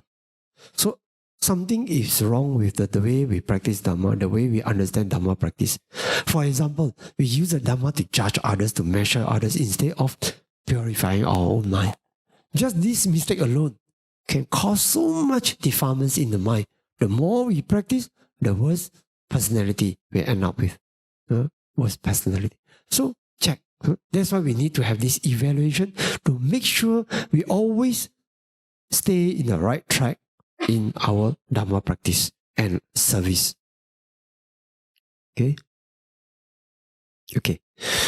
During serving, planning, and executing tasks, how frequently was I able to employ Dhamma powers during my work to prepare, initiate, pull off, accomplish, and review, to grow during the process upon achieving results, be more capable and confident to undertake next task and mission. Okay, so again, you have to check how well we can do it to bring out the Dhamma powers in doing some work. So it involves all stages of our work. Prepare is one stage, initiate, pull off, accomplish, and review. And not only that, in the process, we also grow. We grow in Dhamma and be more capable and confident to undertake next tasks and mission. So usually people who serve well, they never say this like, oh, this is the last, I don't want to do it again, if it happen again, I won't be able to take it anymore. No. People who really serve well, they don't say like that. They don't end up in this state. People who serve well, even if they encounter difficulties or challenges in their service, they will learn from it. They will grow from it. And then in future, if the same thing were to happen, they will perform better. Okay? Okay, now the last, we make a wish. I shall sincerely perform this self-evaluation regularly and evaluation by wise bystanders, fellow Dhamma friends, so that I can improve and exercise Dhamma powers while serving Buddha's dispensation and all beings, and eventually move towards liberating myself and others from suffering and realizing true happiness. Okay, this is a commitment we make to ourselves. Okay, so you see, we have 7 Dhammic Treasure Guidelines. The guidelines for self-cultivation according to Dhamma, first, always start with internal, then external dealings, then as a whole. Internal, external, if you take care of it, well, then you can take care of a whole. And then at first we feel this should cover everything. But later when we hear that in the process of service, we need to know how to serve well. And then the Dhammic service, the guideline for Dhammic service. And then decision making, we had it long ago.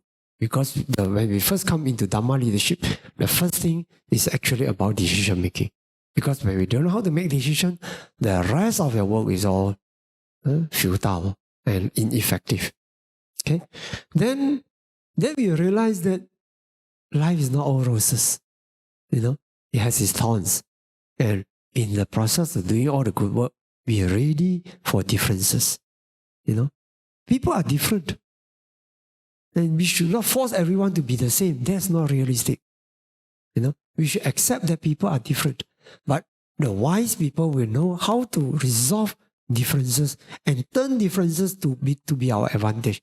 Because when people have different opinion, perceive different things from different perspectives, it helps us to sometimes to cover up the area that we are weak at and we neglect. Okay? So let the differences, people have different quality, different strength, complement each other. Okay? So that's the thing, we have the guidelines. So guidelines is very clear, right? First, look at the serious thing, Dhamma Vinaya. If it is not Dhamma Vinaya, it cannot be too serious. It cannot be too serious. Only when Dhamma Vinaya became uncertain and vague, and then people not sure about how to attain liberation, that is very serious. Yeah, that is very serious. Because the path towards liberation may be blocked if we understand Dhamma Vinaya wrongly. Okay? Like that. So then, if we know how to evaluate ourselves, we know how to know how well we apply. Right? Not? So evaluation, the ability to know how to evaluate the crucial things. It's very useful, very important. Of course, you can write a long list of evaluation for yourself also, but this is the key. This is the key. Huh? Okay. Okay. Any questions? Yeah, Bante, can you elaborate more on the power of karma? Because this portion I may a bit blur on this.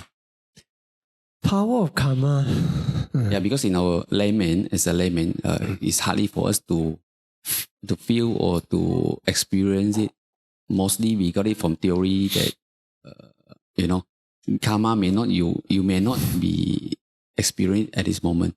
And when the karma already happened, and myself may not know what is the cause that create this karma. So as a layman, how we can? The reason we don't, I will explain that. I give you an example. You'll remember forever. But the reason we focus a lot on Dhamma is because when we apply Dhamma well, after that, what is left behind is karma. So, as long as we keep taking care of Dhamma, we are also taking care of karma. You understand?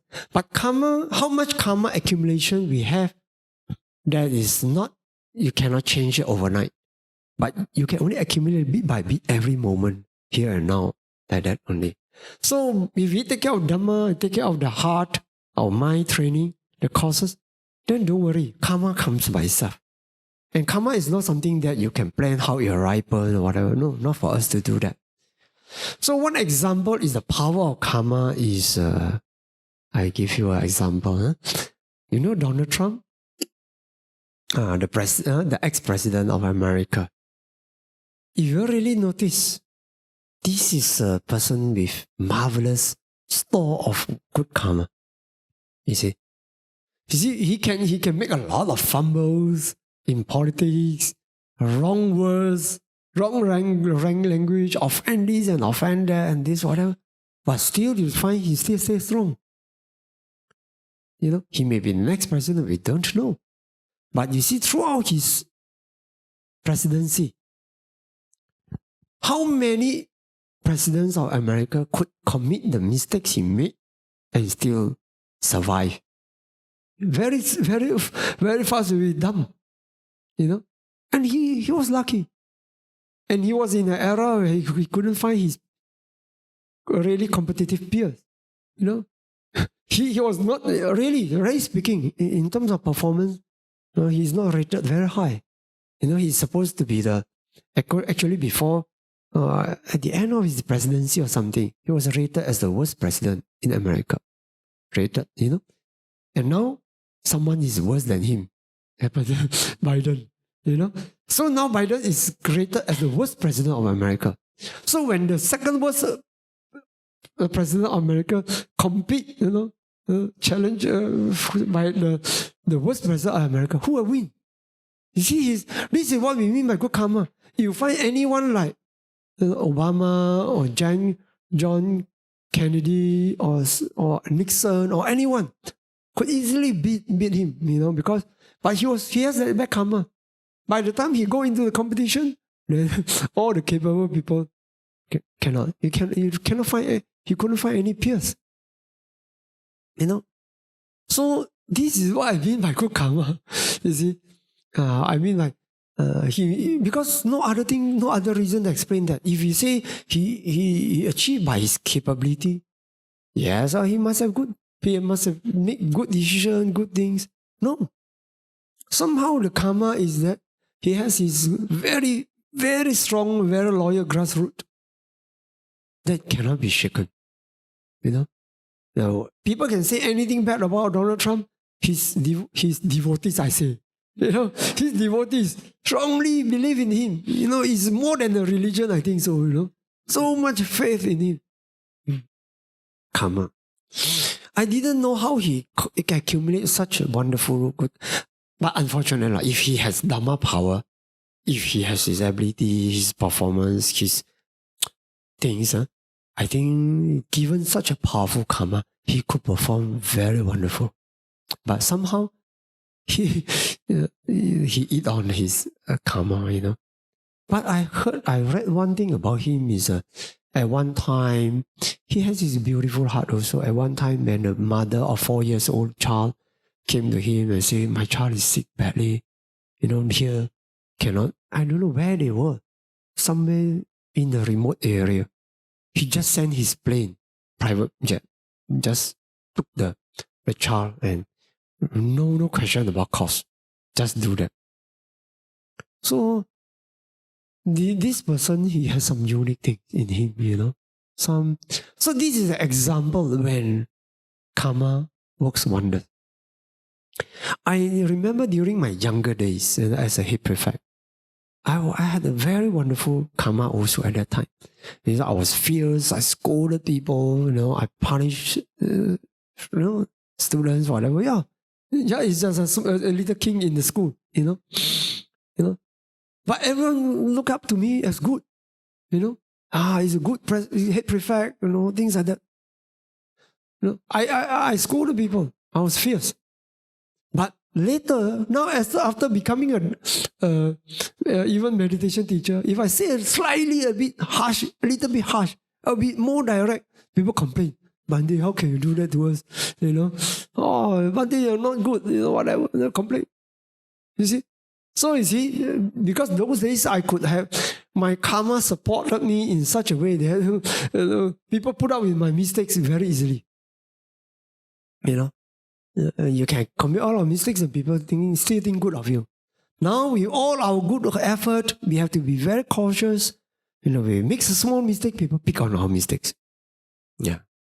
So this is like that. So, but I think it's good lah, If we are not protected by our karma force, we tend to be more careful and heedful in our carriage, how we conduct ourselves.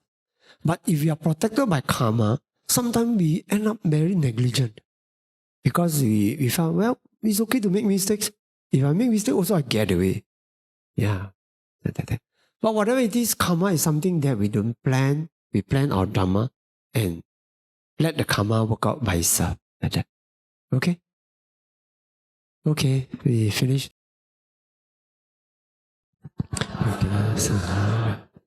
Okay, Idang me punya asawa kaya wahang hotu.